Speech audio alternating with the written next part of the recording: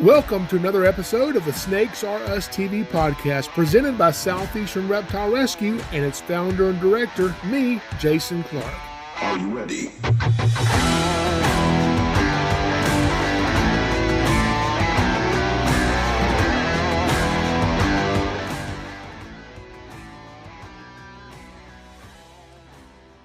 Good day to you. Hello, happy to be here. This is episode number 27 of the Snakes Are Us TV podcast. My name is Jason Clark, and on this episode, we are discussing invasives, invasive species. And, you know, there's a lot of them, and depending on where you are in the United States or where you are in the world, I guess depends on which invasives you have or you do. But generally speaking, invasives are not a good thing. We're going to get into some of that stuff. But thank you guys for joining me. We record this live at 8 p.m. sharp. We are never even a second late starting these live streams. Okay, I don't know if we've ever started one right at 8 o'clock. Anyway, if you want to join the live, go to our YouTube channel, Snakes Are Us TV, and we record these live every Thursday at 8 p.m. Eastern Standard Time, and you can go into the live channel on YouTube and join me, that's where I'm about to go right now, and get in here and see if we even have anybody in the live chat yet. But thank y'all for being here. As I was researching, and by researching, I mean a few minutes ago before I came in here, looked up a couple of things. I tried to, but I started, even after I was done looking up invasives, remembering, oh yeah, what about this invasive or that one or that one? And I just know, I just have a few of them listed, and there's so many more, because once I was done kind of making a list here of some invasives that I could think of, I started thinking of even more of them. And I'm thinking of some right now I don't even have on my list here. Because when you're talking about invasive species, it's not just animals. That includes, plants, insects, spiders, all kind of stuff. And one question I have that I had recently, and I was talking to somebody, was about invasives. And I brought up the fact, what is an invasive exactly? I mean, is an invasive species, does that just mean that it's not supposed to be here? Or does it mean is here and it's actually causing a problem? So apparently, from what I understand, an invasive species, not only is it not supposed to be here naturally, but to really be an invasive, I think it needs to cause some type of a negative impact. And invasives are surely really good at that. Okay, so let me go over to my YouTube channel, Snakes Are Us TV, and I'll click on the live chat. If you're here, you can go to the live chat and join us. And if you have any invasive species that you have encountered where you live, especially, if you don't live in Georgia, if you live somewhere else in the United States or somewhere else in the world, please tell me what invasive species you have that live where you do, because that could be a lot of different things. It could be anything from, like I said, insects to plants to animals. And most of the time, when we're talking about invasives, like I said, most of the time we're talking about creatures that cause a little bit of a problem. So things that are usually not very good to have around. So before we get into the animals, I'll just mention a few of the plants that are invasive. Especially here I'm talking about where I live. I live in Georgia, okay? So in the southeastern United States, things that are invasive here, well, they might live naturally where you're from, okay? And you don't have a problem with them because they're part of the ecosystem, and they've got their niche there. And they, and that's the thing about invasives that I think people don't understand is, we talk about, biology, and everybody goes, in high school, you study biology. You learn about cells and, plants and animals and, mitochondria and, You learn about all these things about biology, which is really cool. And sometimes they may touch on ecology. But I remember having a biology class. I don't remember having an ecology class, although I'm sure they have that in high school. But I think it's just as important to learn about ecology as it is biology, because biology is organisms, the makeup of an organism, how an organism works, things like that. Ecology is so important because ecology is basically how organisms, plants, animals, insects, things like that, how they interact and respond and sometimes depend on each other. So you've got, plants that depend on certain insects, honeybees. Okay, a lot of plants depend on bees to pollinate themselves, and without bees and pollinators, not just bees, other pollinators too, these plants have a very tough time of regenerating but then you've also got insects that affect plants in a negative way. Okay, the Japanese beetle. I've got rose bushes out here in my yard, and I hate Japanese beetles. And if you're not familiar with Japanese beetles, they are from, where are they from? They're from Japan. The Japanese beetles from Japan. And people think these beetles, they fly, and they didn't fly from Japan to the United States, but they migrate, when people are shipping plants and different things on these ships and containers and things. And so they migrate here, and then they kind of just take over.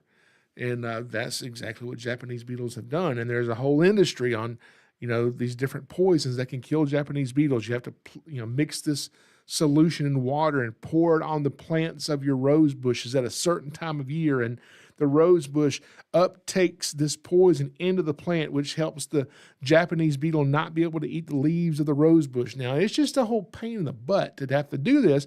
I just wanted to plant some roses, and I even got the knockout roses because I wanted to make sure they had roses on them, not just a green bush that occasionally had a rose. I got the knockout roses.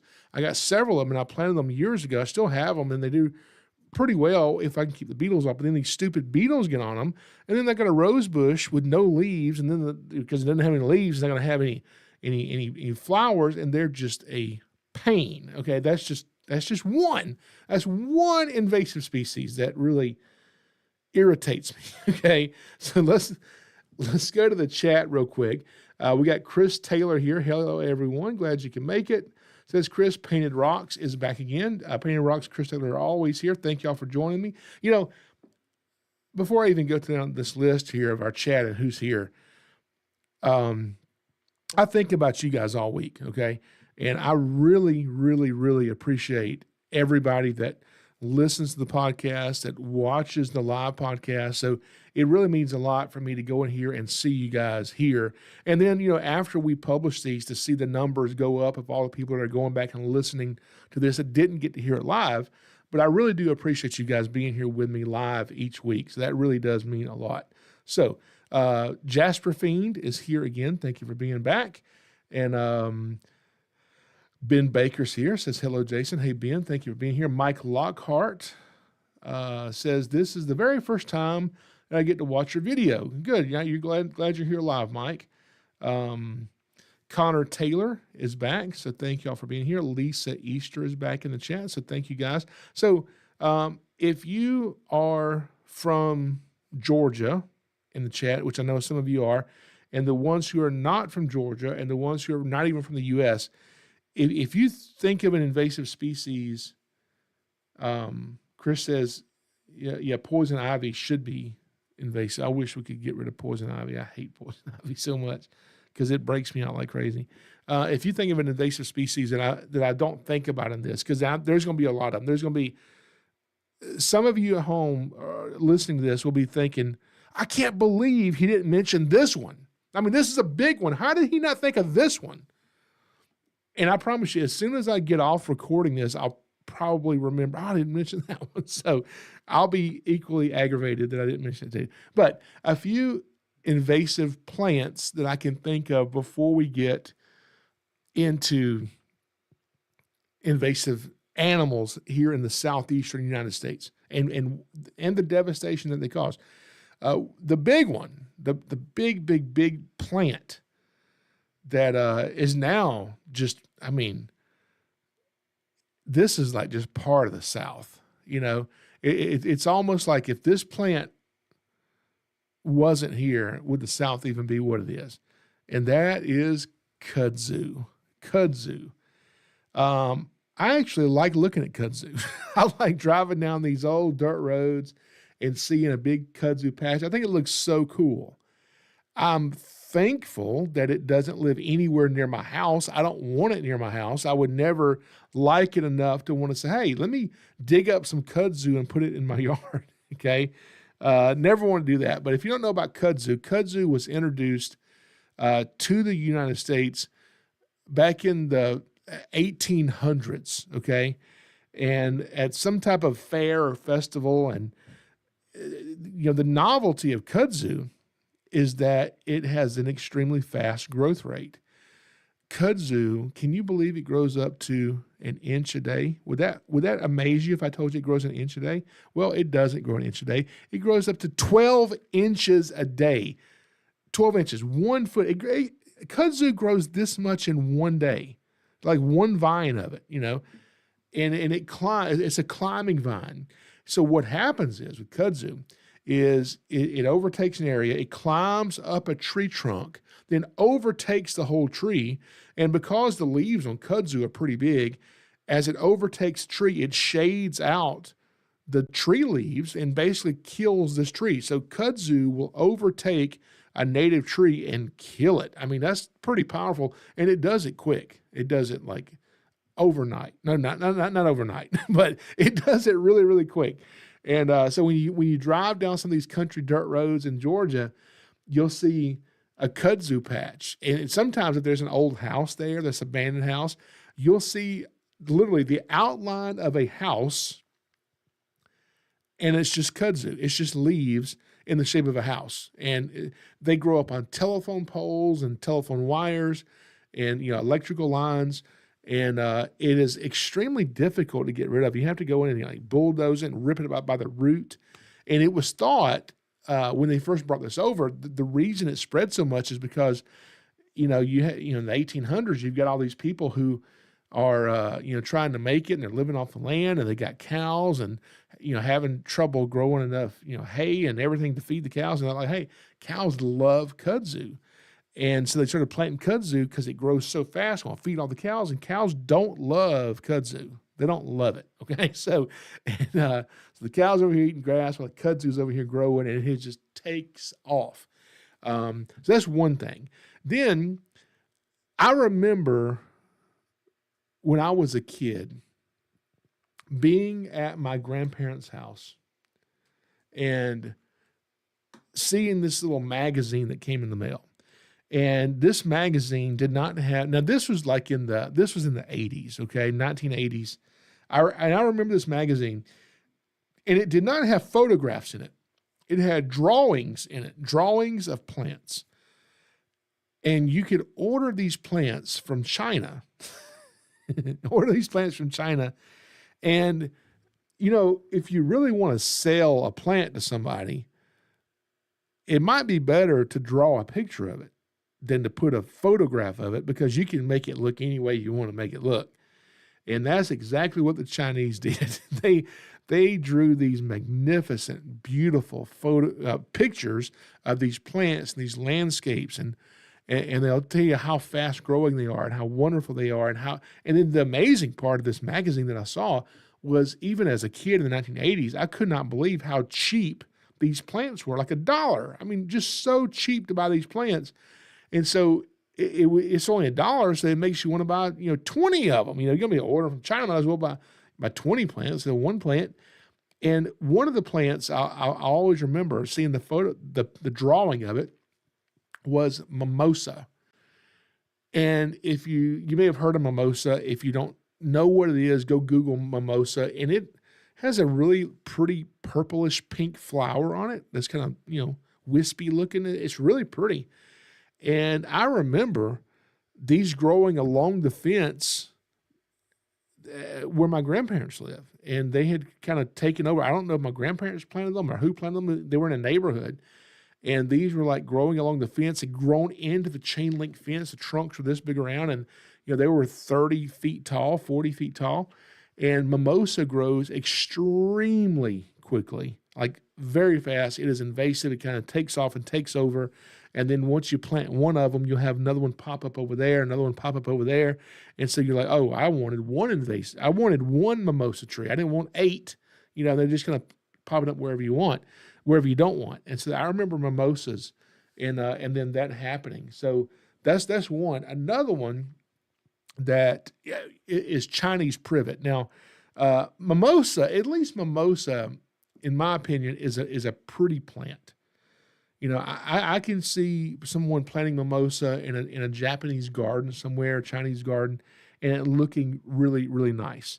And because it is pretty. Now, Chinese privet, I don't know why in the world anyone would ever plant Chinese privet and think that it looks good. Chinese privet is, I guess it's like a hedge, like a bush, like an ornamental hedge that you put around.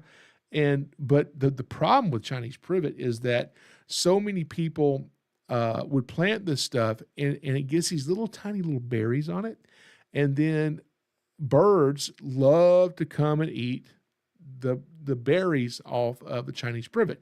Which you're thinking, if you're a bird lover, well, at least the birds have something to eat, right? Wrong, okay? Because these birds eat these berries and then go poop them out as they fly 10 miles down the road, and now you've got Chinese privet popping up everywhere, all in the woods in the back where you live. And so there's a lot of places here in the Southeast right now where you can go and you see Chinese privet, and it just takes over everywhere, everything. And so, environmentalists go out and we'll have a privet day, pulling Chinese privet up by the roots, trying to eradicate this stuff. And it seems like even when you pull it up by the roots, you're going to miss some. And then a bird's going to come over and poop as soon as you do it and drop a Chinese privet seed, and it's going to grow when you leave. So, a lot of this stuff just wasn't really thought about, decades ago, as to what's the problem with some of this stuff going to be. Okay. So those are two, and there's so many. I'm not going to get into all these things for sure. Another really bad one, and I just saw this yesterday. I was shopping yesterday for, I like plants. I like planting plants in my yard, and I buy way too many of them. But I was at a store yesterday, and they had a whole huge section of horrible English ivy. Now, if you live in Europe or wherever English ivy is native to, and it's great climbing up on that 200-year-old building on the wall, and it looks awesome. It really does, okay? But we don't need it here in Georgia. We don't need English ivy. If you want to plant something and have ground cover, English ivy is absolutely 100% not the thing to buy. It is invasive. By invasive, what I mean is it is similar to kudzu. It overcrowds, it spreads, it pops up in places you don't want it, and then once it's taken hold, it's really hard to get rid of this stuff. So you don't want to plant English ivy. Also, here's the thing with English ivy. Now, when I go up to Atlanta, now there's places all over Georgia you can find English ivy, but there's one place that I see English ivy a lot, and that is the north side of Atlanta, within the city limits of Atlanta, up around Buckhead. These big, beautiful homes, and it's so perfectly landscaped, and they're on these hills. It's really hilly up there. And because of the hills, it's hard to grow grass, and because there's a bunch of trees there. So someone came in and planted tons of English ivy in these beautiful North Atlanta suburbs. And it's so pretty. But they're plagued with copperheads, And so one thing I always say is English ivy equals copperheads. Because here in Georgia, wherever we find English ivy, I bet there's some copperheads in there, because that's what the calls we get. And because copperheads are cryptic, they like to be able to hide, and English ivy really gives them the opportunity to hide. And once they get into that stuff, because it just covers the entire ground, these leaves, these green leaves, and whatever's underneath it you can't see. And then eradicating English ivy is extremely difficult. But some people, what they've done, which I think is really cool, and if I had, 10 of me and I could do, a million different things, I think this would be so much fun, is there's some people who have bought goats. I mean, I don't mean 3 goats. I mean like a bunch of goats, like 50 goats. And they'll take some fence posts and some wire, and they'll go out there and they'll charge these neighborhoods to set up their goats in their backyard in these suburban areas, and they fence off this electric fence area with just a couple strands of electric wire and turn these 50 goats loose, and they eat all this English ivy and get rid of it. And then they get paid for doing that, and they move the goats and the English ivy, and it ends up creeping back in because the neighbor didn't pay to have the goats over there, so it just comes back. But anyway, I think it's a really cool business idea to have that, and so that's awesome. So English ivy, kudzu, mimosa, Chinese privet. Another one is the China berry tree. I remember, at least that's what we called it. I'm sure that's not what it is. That was just marketing in this magazine, the China berry tree, because I remember my grandparents had one growing in the front yard. It was a big tree from China, and I used to climb. It was big enough to climb. I used to climb this tree as a kid, but it had these, huge clumps of berries that came off of it, which I'm sure makes it grow in, 10,000 other trees all in the neighborhood. A big one, another big one. My mom has this growing on her property, and she didn't plant this, but when she bought her property, this was already growing there, is bamboo. And some people that have bamboo growing in their yard usually hate bamboo, and people that don't have bamboo growing in their yard usually love bamboo. Okay? So it doesn't cause that big of a problem at my mom's house, but I can tell over the 20 plus years she's lived there how much it has spread. I mean, it's spread a lot. So she has to, keep it cut back, and which is almost impossible to do. Bamboo is tough to get rid of. And bamboo is very similar to another plant that I'm trying not to buy, that I really want to buy and plant here, is this plant called horsetail. And horsetail resembles bamboo, as in it has the little trunk. Horsetail doesn't get big, maybe 3 feet tall, maybe as big around as my thumb, and it doesn't have limbs and leaves that come off. It's just a stalk. It just looks really cool. It's like a wetland type plant, and I thought it would be cool to plant it near my goldfish koi pond. Okay, now if you don't know, I just built me a koi pond, and by built I mean I drug my old 10-foot John boat up from the edge of the woods, ripped out the seats, put in some JB Well to make it not leak, and sat it in my garden, okay? And put a plug in the boat, filled it with some water, put a little fountain in it, and dumped a bunch of fish in it and some pond plants. That's my goldfish garden. It's actually, I like it. It's pretty cool. And I just thought that horsetail would look so cool growing around it. But it's invasive. And invasive, I mean, if I plant some over here, in a year, I'll have some over here, and I may not want some over here. So if I end up planting horsetail, I will definitely put it in a container where it can't spread. But it doesn't have all these seeds that come off. I don't think it does anyway. I'll make sure that before I plant it. But it mainly spreads by rhizomes traveling underneath the ground and these shoots that come off under it. So anyway, that's just a few of the plants. So we'll get into our animals that are not supposed to be here in just a second. Let's go back to the chat real quick.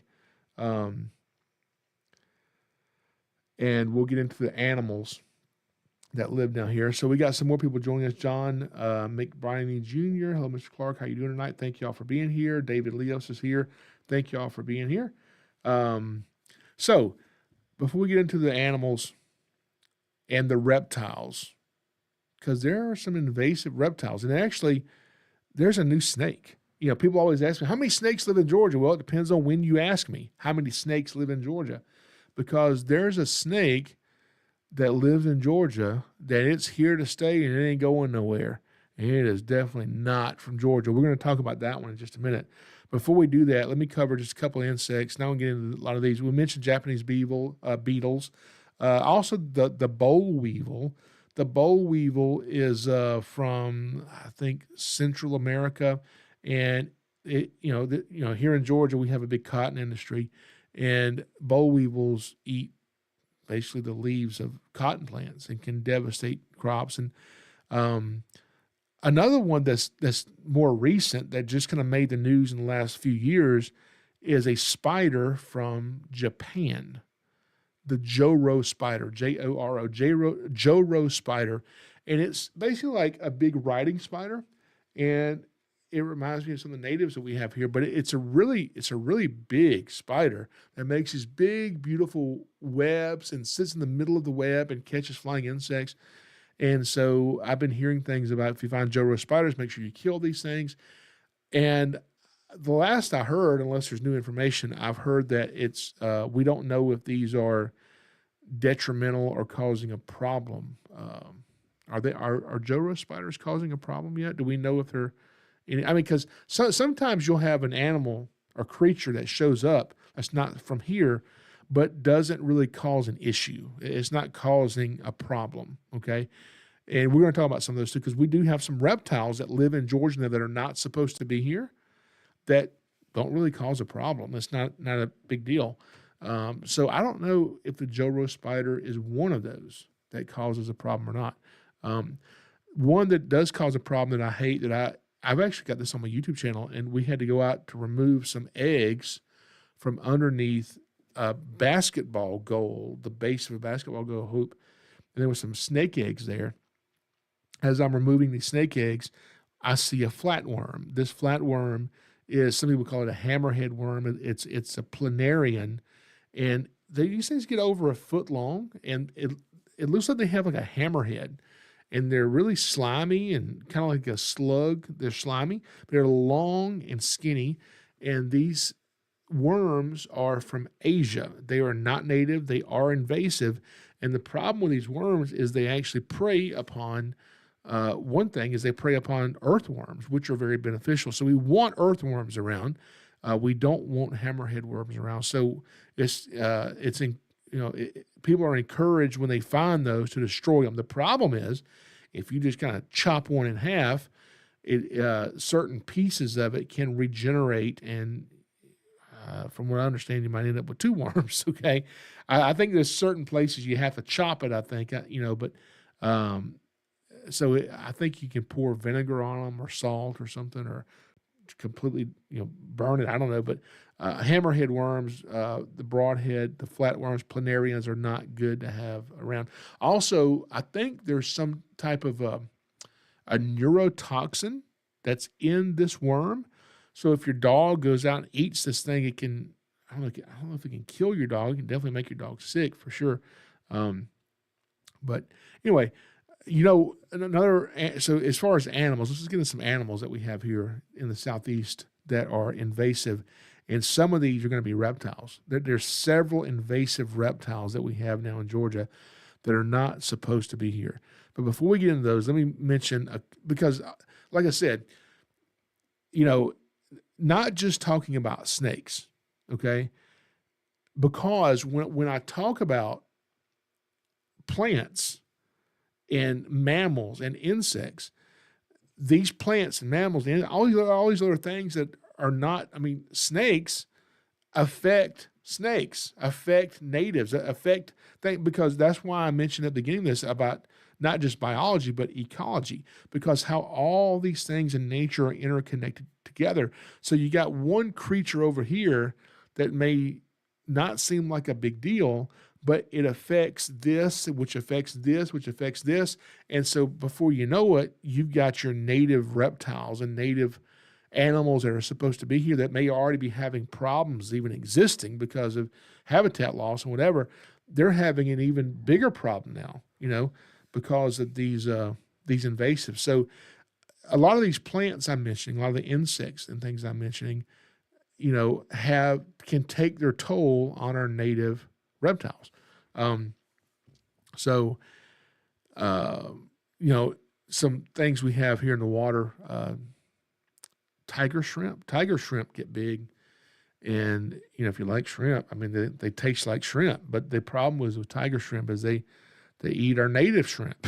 We have shrimp off the coast of Georgia, and so tiger shrimp are not good. Then we also have a fish from that is pretty common in some places. The Altamaha River, I think, has a lot of these. Is the flathead catfish, and those are native to the Mississippi Basin, out west, Ohio River out in there. And these catfish get 50, 60, 70, 80 pounds, and will eat anything, including the native catfish that we have here. So flathead catfish are fun to catch, but they're not good to have in our native waters. And that's not the only not the only invasive fish that we have. Now, one of the big invasives that we have that affects snakes, and I'll give you an example of how this animal affects snakes now, is the hogs.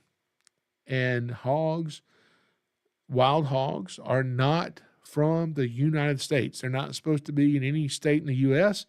They were brought over for food, and they got loose, and they multiply, and they breed quicker than rabbits do, it seems. And you can't get rid of them, and they're invasive.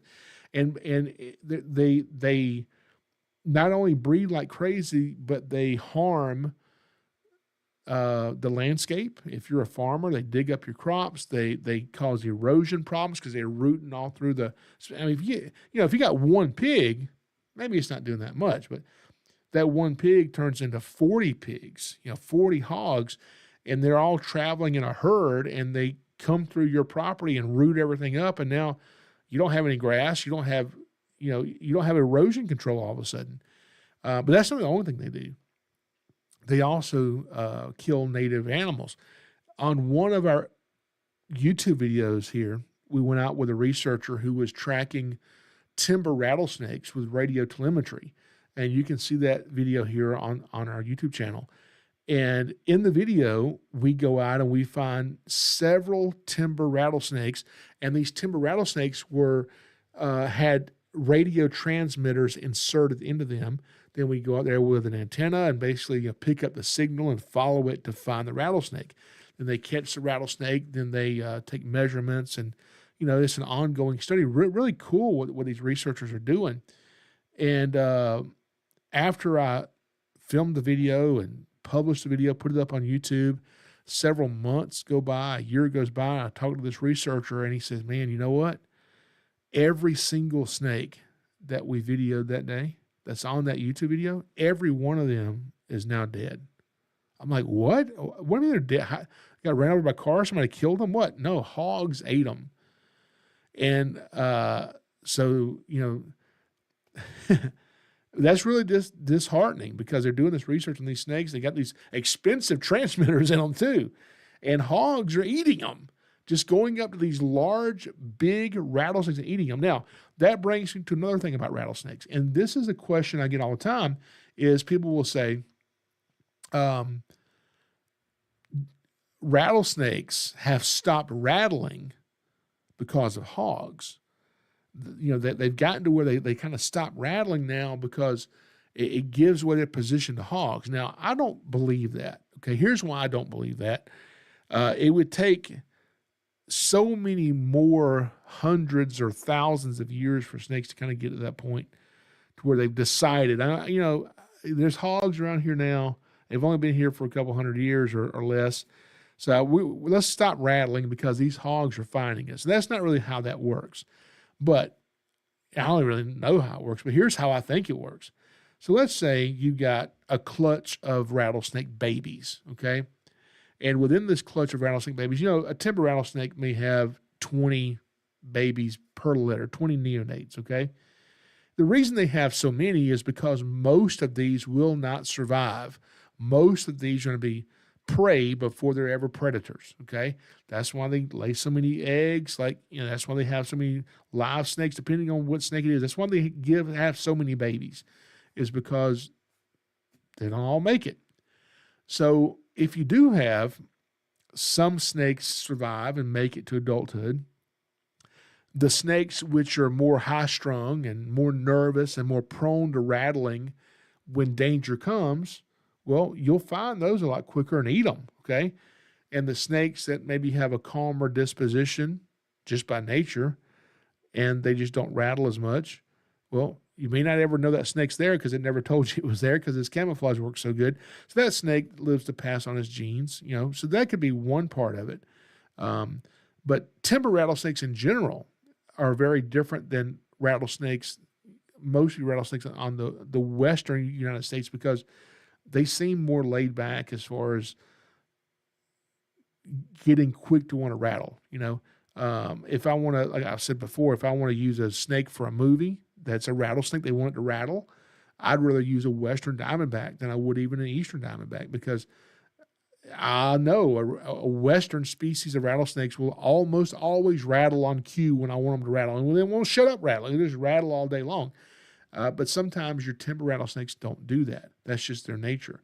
And so that helps them not to be seen as much. So hogs are a really, really big, huge problem. And fortunately, we do have a lot of hog hunters here in Georgia that want to go out and kill these things. But one question I get about snakes and hogs is that people will say, well, hogs, the other problem with snakes is they're immune to venom. A rattlesnake bites a hog and it doesn't kill the hog. Well, that's not true. So hogs are not immune to venom, but they do have, a hog's skin is pretty tough. Then they have a lot of fat, big fat pig. And so sometimes when they do get bit by a snake, it may go into these big fat deposits, or the snake's fangs may not even get through its hide. And so these hogs have gotten pretty good at grabbing a snake, slinging it around, killing it pretty quick before they even get bit. But the thing about it is, when a hog does grab a snake and sling it and injure it and kill it, if this hog does get bit and the snake does kill the hog, well, that's not really a problem for the other hogs that are with that hog that just died, because they'll just go over and eat the dead snake. That one just sacrificed his life for. Okay? So even if the snakes are fighting back and killing the hogs, well, it's now a gravely injured snake from this hog, and the hogs just eat it. So, hogs are a horrible, horrible problem here in the Southeast. Now, another one that we have that affects snakes are house cats. I've mentioned house cats on this episode several times. I don't want to keep harping on house cats, but if you have a house cat, that's perfectly fine. I like cats as long as they are house cats inside your house and not outside your house, okay? Cats are allowed to roam around, hunt for sport. Domestic cats kill more wildlife than any other animal in America. They're actually responsible for some species of birds becoming extinct. So letting your house cat outside of the house is not a good thing. People say, oh, well, that's nature. No, it's not nature, because those cats are not native. Those are not part of the ecosystem. They're not part of the wildlife. And our wildlife does not compete with those domestic cats that are not part of the wildlife. So they shouldn't be here. And then people do the trap, spay, neuter, TSN, trap, spay, and neuter, where they trap these cats and they spay them or neuter them and then release them. And, because cats are cute and they're the most common pet in America. I think they're neck and neck with dogs, and they're furry, and people like cats, and you don't want to kill a cat. And so people release them, and they go behind the grocery store and they pour out some cat food and put it in a water bowl for these cats, and they think they're really doing a good thing. Well, for those individual cats, I'm sure the cats appreciate what you're doing, but for the wildlife they kill for sport, and then the disease that they spread as well, is not a good thing. So feeding feral cats, in my opinion, is a horrible, horrible thing to do. And these cats, as much as you like cats, I don't care, they should be eliminated, as much as the Burmese python in the Florida Everglades should be eliminated, probably more so. Burmese pythons, when do these things end up in the Everglades? Back in the 90s? I always hear Hurricane Andrew. That's when they always talk about Hurricane Andrew, and it was in 1993. He had a research facility or something where there was a bunch of Burmese pythons. They all escaped into the Everglades, and then some people's pets, were individually let go and things like that, and they kind of took over. And I'd always heard about Burmese pythons, and I was like, Somebody, I read a quote somewhere, and I wish I could find this, but it was somebody with the state of Florida, an official with the state of Florida said in this quote that Burmese pythons are not the problem we make them out to be. The big problem are invasive frogs and lizards. But frogs and lizards are cuter than snakes, so it's hard to bring in revenue to fight off frogs and lizards. So we use the Burmese python as a poster child to bring in revenue to fight off the bigger threat of frogs and invasive lizards. Now, that was a quote I read from somebody with the state of Florida. I don't remember which agency it was or who it was. I wish I could find it. But that was kind of what they were saying. And so for years, I was like, you know what? This is just a money thing. Burmese pythons, there's not as many of them there as they're saying that there is. And so I went to the Everglades. And I said, I'm going to go look for some snakes. And I'm not even looking for Burmese pythons. I actually just want to look for native snakes, because if I see a Burmese python, that's cool, but I want to look for some just native stuff. And as I was in the Everglades looking, I found more Burmese pythons than I did the natives, okay? And I was there during baby season, and in my video, I did a video on it. We only videoed one Burmese python we found, but there were more that we saw. We even found a roadkill Burmese python there. And these were little baby snakes. And I got to thinking then, if we're finding these babies, this far apart, 10 miles apart from each other, that means there's a lot of snakes. There's a lot of Burmese pythons in the Everglades. So and I realized, man, these are a much bigger problem than I thought they were. So as much as I love not just snakes, I love Burmese pythons. I've had so many Burmese pythons, these big gentle giants. Now, they bite. I've been bit by Burmese, but, big Burmese pythons, it's not fun to get bit by them, but I'd rather handle a Burmese python than I would an upset reticulated python any day, okay? Retics have a nasty bite, but I love Burmese pythons. They are such cool things. The granite Burmese python is my favorite. If you don't know, go look up a granite Burmese python. The pattern, the color is so beautiful. My next favorite is the green Burmese python. I love those.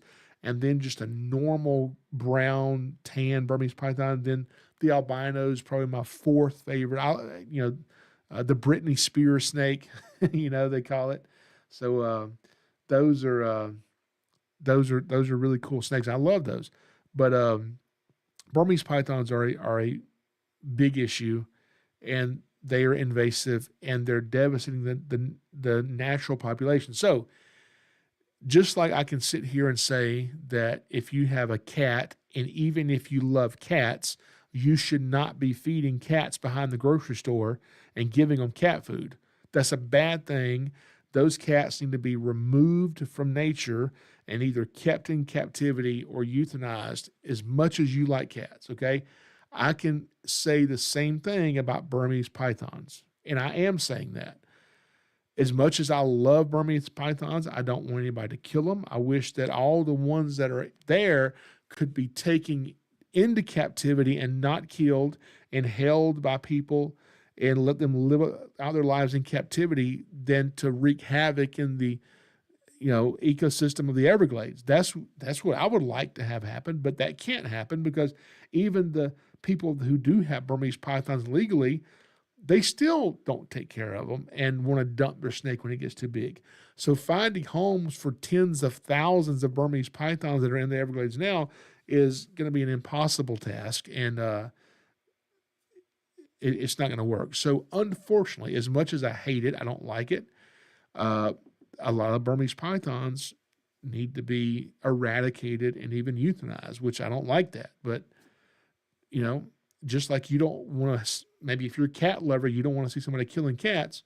I don't want to see somebody killing Burmese pythons.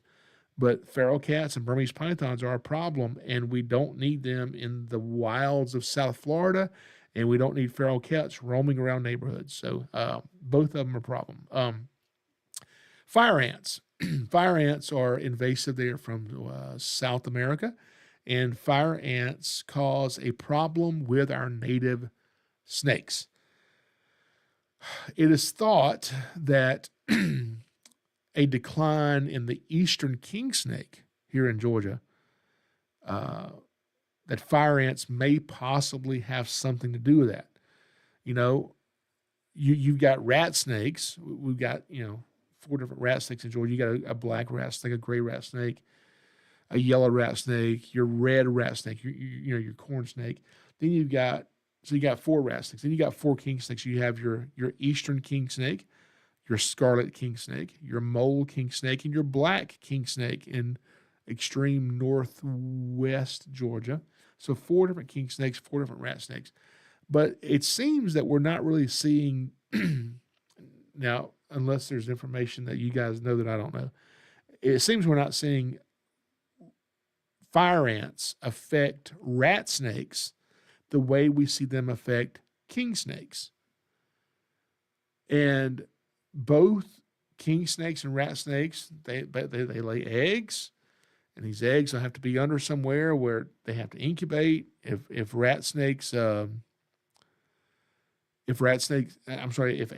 ants find those nests, I'm sure they could devastate, a nest and eat the eggs possibly. So fire ants are not good, but from what I understand, you have rat snakes that are, maybe more over here in the wood line, living in the trees, climbing the trees, because rat snakes are good climbers. They go up here looking for squirrels and birds, and you don't have as many fire ants over here in the woods as you do out here in these open areas, which is where the king snakes are living, in these more open areas, typically, okay? So fire ants can affect king snakes, it seems, more than they're affecting rat snakes. So fire ants are not a good thing. Not only do they mess up your lawn and bite and hurt you really bad, they are not good for our native wildlife. So another, and we're about to get into our reptiles here. Let me mention a couple more things before we hit our reptiles and our amphibians, because we have an invasive amphibian here. At least one.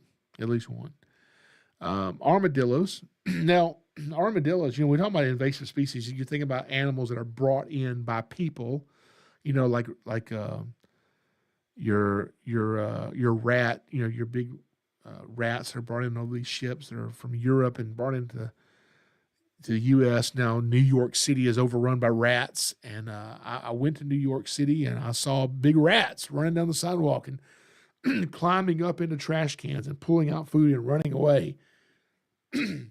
So those rats are not native and cause a problem. But those rats were brought over on ships, not purposefully, but they get on ships, and they get off at the docks, and they spread across the U.S. So those are invasive. But I got wondering, well, is an animal that shows up here by itself, that, we didn't bring it here, what if an animal walks from a different country to Georgia? Has it ever happened? Yeah, it has, and it is the armadillo. I will never forget the year I graduated high school. I remember where I was driving, and I saw my first armadillo on the side of the road. It was 1996. And I thought it was so cool. I thought, oh, my goodness, an armadillo. And I wanted to get a picture of it, but I didn't have a cell phone because it didn't have cell phones in. At least I didn't. And that was really cool. And so now today, excuse me, man. Now today we get so many calls about armadillos in people's yards. Now, we don't see a problem with, at least I don't see a problem with armadillos hurting our reptile population. But they do dig up yards looking for the one thing they're eating, which are grubs. They're looking for grubs to eat. Okay. And so you have a beautiful manicured yard, your lawn, and an armadillo comes out in the middle of the night and he digs up your lawn, putting holes all in it, looking for grubs. And they are annoying, really annoying. So people will call me and say, hey, can you come and trap these armadillos and get rid of these things? And so I've done that before. But the problem is, if I'm going to catch a possum or a skunk or a raccoon, I can put bait in the trap to catch that, to lure it into the box trap, this no-kill trap. It doesn't work as well with armadillos. So kind of their vision is not good. They don't see really well. They have a better sense of smell. So when we trap them, if I know where their hole is, because they'll dig a burrow like underneath their house or underneath the edge of your back porch and go underground. If I know where that hole is, we can block off the hole, put a trap over it. So when the armadillo comes out of the hole, it goes in the trap. Or sometimes we'll take, pieces of wood, boards, lay them on the ground in like a funnel shape, and just randomly put them around your yard. And when the armadillo is walking along, he touches the board and follows it and stupidly walks into the trap. That's another way to catch them. But armadillos are not as easy to trap as, raccoons and possums and things like that are. Now, we have coyotes here in the southeastern U.S., and we did not used to have coyotes. And coyotes, will they eat native snakes? Oh, yeah, they sure will. A coyote will kill native non-venomous snakes as well as venomous snakes. They'll kill both of them and eat them. And coyotes used to not live here in Georgia. They did not live here in the southeastern U.S. So why are they here now? Who brought in coyotes? Well, nobody really brought them into Georgia. Coyotes walked here themselves because we kind of made it happen, okay? Believe it or not, here in the southeast, we used to have wolves. Yeah, we used to have wolves that lived here in the southeastern U.S. Right here in Georgia, we had the red wolf, and we hunted them and got rid of every single one of them. All over the southeast, we hunted them and got rid of them. And remember we talked about ecology, how every single plant, insect, animal, all these creatures, they interact with each other in ways sometimes that we don't even know how they depend on each other, but they do. And so when we removed by over hunting the red wolf, that opened up a ecological niche that needed to be filled. Who filled it? The coyote. The coyote filled it. I had a lady call me one time. She said, hey, I got a problem. I've got a bunch of cats, and I got about 10 of them. They all live outside, and I live in the edge of the woods. And these 10 cats are out here, and I've noticed we got coyotes. And I need to figure out what to do because these coyotes, I think, have killed and eaten one of my cats because I had 10 of them. I can only count 9 of them. I said, ma'am, I don't think you need to worry about anything. I think this is not as big of a problem as you think. She said, why? I said, well, those coyotes are pretty good. They're pretty smart. If you just leave it alone, they'll get every one of those cats eventually for you. She said, no, that's not what I'm wanting. I want the cats. I don't want the coyotes. I said, well, the coyotes are maybe better to be there than the cats are. The cats are invasive. She didn't like to hear what I had to say. Anyway, that's what I think. Okay. So let's get into amphibians and reptiles that are not supposed to be in Georgia. And I hope I don't miss one of these. Okay. But let's talk about a few. One is an amphibian. Actually, there's 2 amphibians, and they're both frogs. One is a tree frog called the Cuban tree frog. I don't know where Cuban tree frogs are from. Probably Cuba, you think? The Cuban tree frog. Cuban tree frogs are cute little frogs, and people get them as pets. They're common in the pet trade sometimes. The problem with Cuban tree frogs is the problem with a lot of pets. People get pets and they turn them loose. And Cuban tree frogs, guess what they like to eat? Our native tree frogs. So actually, Cuban tree frogs will eat a lot of things. They don't just eat other frogs. They'll eat insects. They've been known to eat a lot of different things. There's even been some records of a Cuban tree frog eating small snakes, believe it or not. So Cuban tree frogs are voracious predators that eat as much things as they can find. And so some people believe that where they now have an abundance of Cuban tree frogs, they've noticed a decline, a significant decline in the native tree frogs that used to live in that area. So Cuban tree frogs, you would think about a frog, you're like, well, what, a Burmese python is 20 foot long. Oh, yeah, well, that shouldn't be here. I see the problem that could cause, right? Well, then you look at a cute little frog. Well, I mean, how bad can it be? How bad can a tree frog be? Well, pretty bad, because all these animals, everything's interconnected. Everything, okay? Another amphibian that we have that is an invasive is one that I think is worse than the Cuban tree frog. Definitely. And it is the cane toad. The cane toad. Cane toads are native to parts of South America, and they are not little bitty toads. They are big, massive, fat toads, okay? And these toads were introduced to, I don't know where all they're introduced to. I know one place they were introduced to was Australia.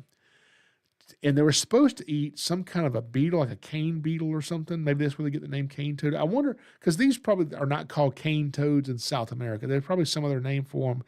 But I'm wondering if the name cane toad came from the invasive ones that live in Australia, because they were eating these cane beetles that were preying on the cane fields and things there.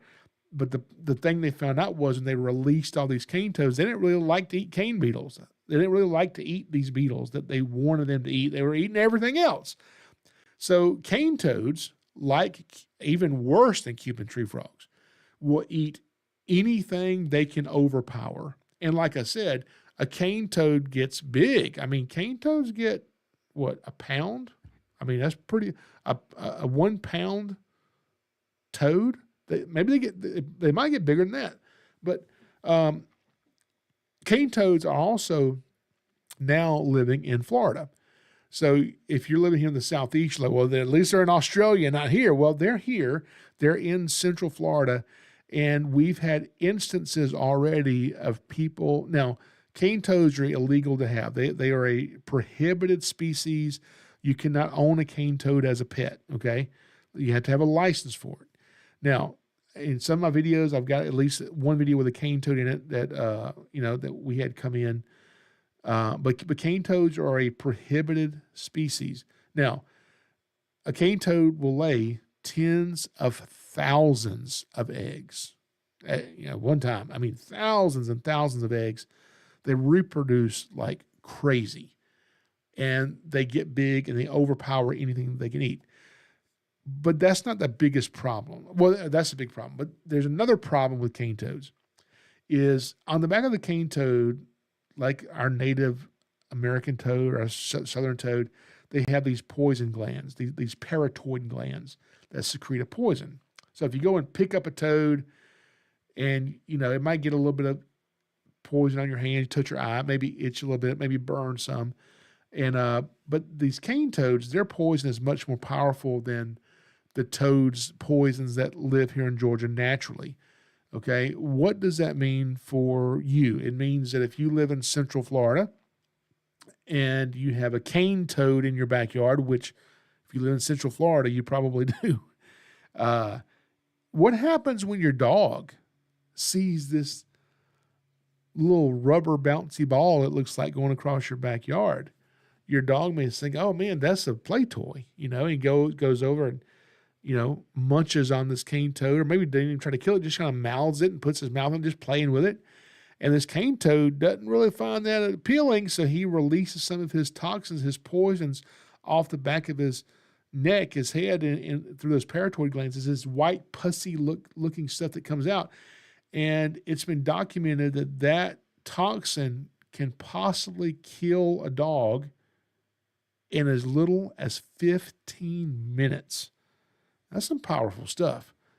So there are social media groups and pages right now that are dedicated to eradicating cane toads in Central Florida. So depending on where you live, if you live in Central Florida or parts of Florida, you may have a neighborhood page of cane toad killers, who you can post a picture of a toad and they'll teach you how to learn, is this a cane toad or is this a southern toad or an American toad or a toad that's supposed to be here, or how do you know it's a cane toad? They'll teach you how to do that, and then they encourage you to kill these toads, kill them, and people take out buckets and they collect as many cane toads as they can in one night, and they brag on there, look how many I got, and so that's a big thing they're doing.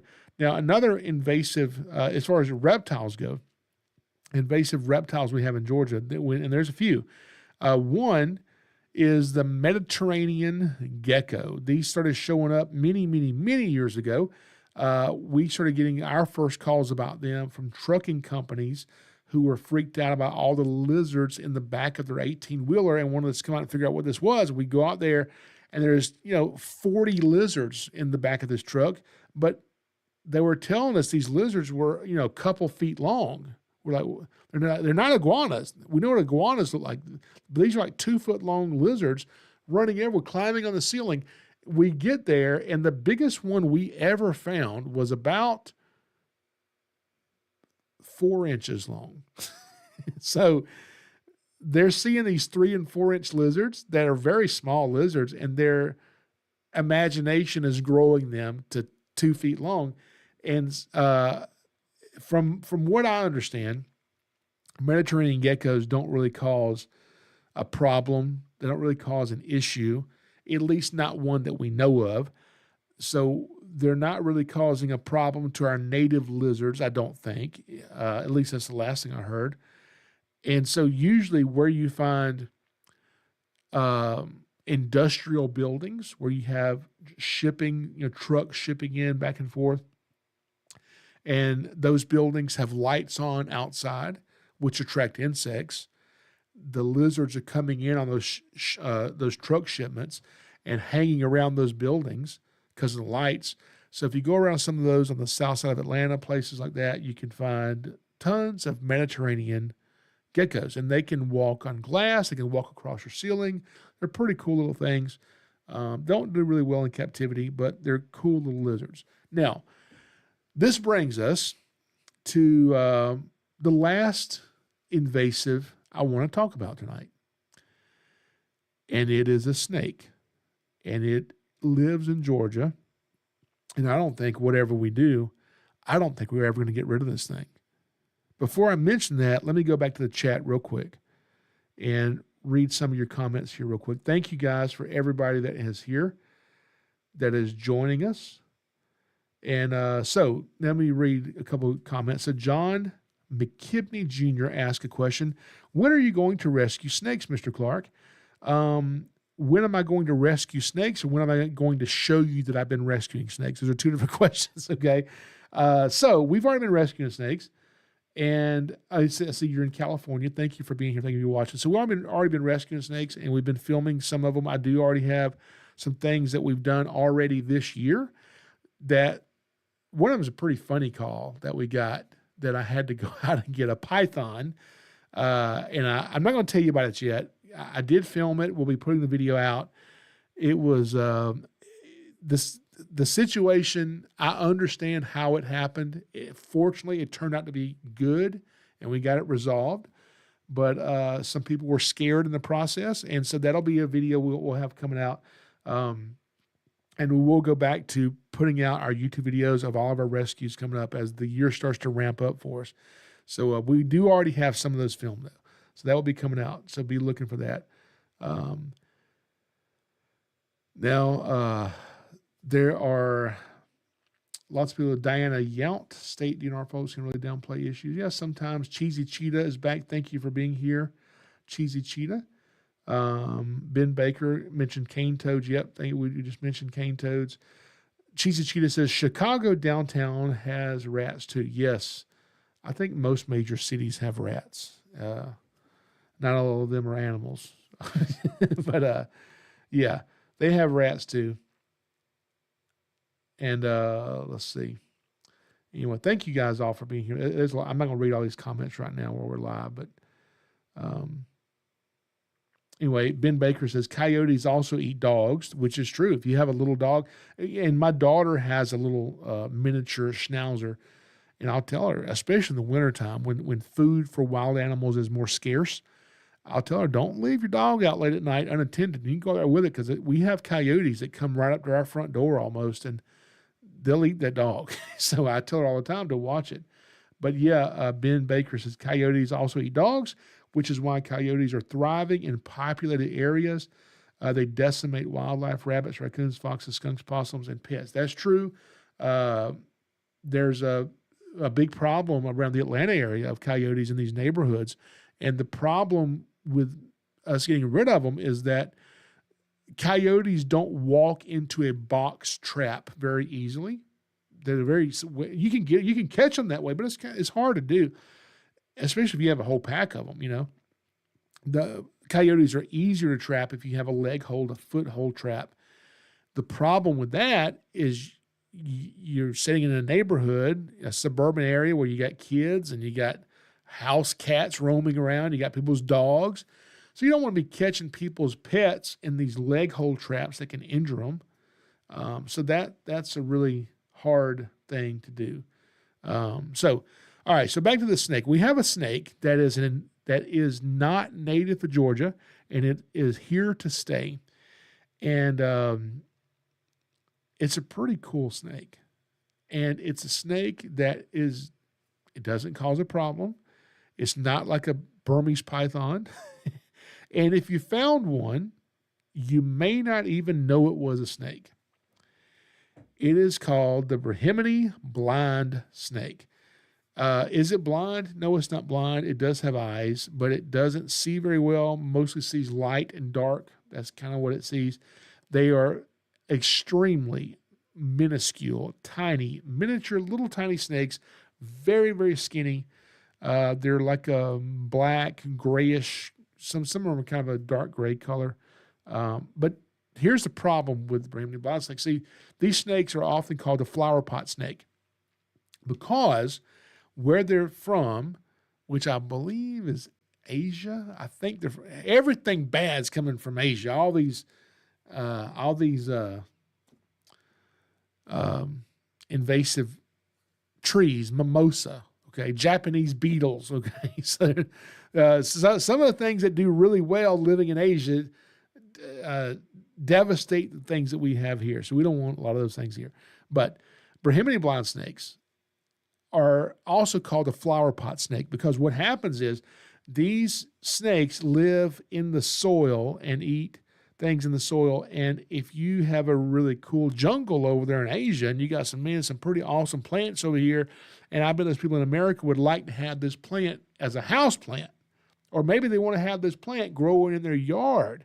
So we're going to dig up this plant and put it in a pot and put the pot on a truck and drive the truck to the ocean and put that pot off the truck onto the ship and ship it over here to Savannah, Georgia ports, and then put it on a truck and go sell it in these garden centers around the southeastern U.S. and Florida and Georgia and South Carolina and everywhere else.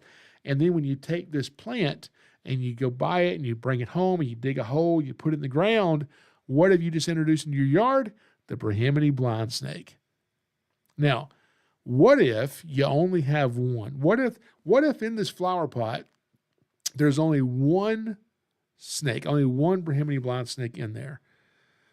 Could you end up with a bunch of them from this one snake, even if the snake is not currently pregnant? Okay. The answer is yes.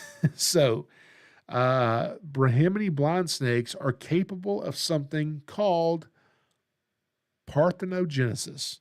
Parthenogenesis is basically when a female can basically lay unfertilized eggs, basically, and they all still develop into genetically identical to the mother. Okay? So these Brahminy blind snakes basically will have babies in your yard, and this blind snake has her babies, and every single baby that she has is female and is genetically exactly like the mother.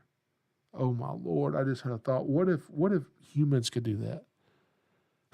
What if women could do that? Oh man, okay.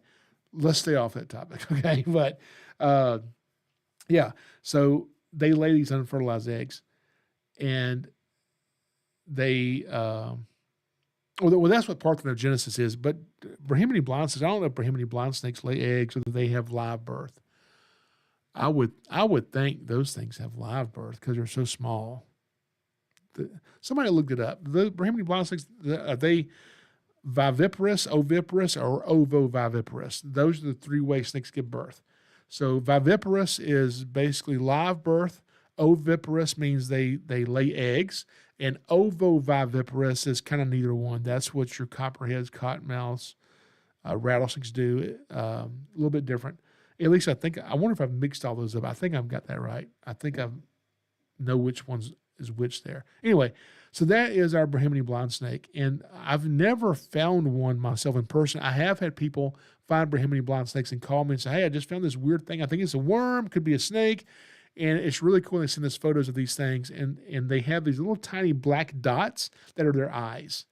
And, you wonder what in the world can this snake even see. But really cool little snakes that can just generate multiples of themselves without a partner. That's a pretty amazing adaptation for survival that these animals have. Anyway, that is actually really, really cool. So, thank you guys so much for joining me tonight for episode number 27 of the Snakes Are Us TV podcast. I'll be back next week for episode number 28. And thank y'all again for being here. It really means a lot that you're listening to this episode, that you're watching the episode, and all the people who have joined me for the live chat here. Thank you guys for being here with us tonight. And until I see you next time, just remember, Jesus loves you, and so do I. Thank you guys, and y'all have a wonderful, wonderful day. Thank you very much for joining me, and I really hope you enjoyed this episode. If you did, please consider leaving a 5-star review. That helps me so much in pushing this podcast out to even more people. I record every Thursday, so check back next week for a new episode of the Snakes Are Us TV podcast.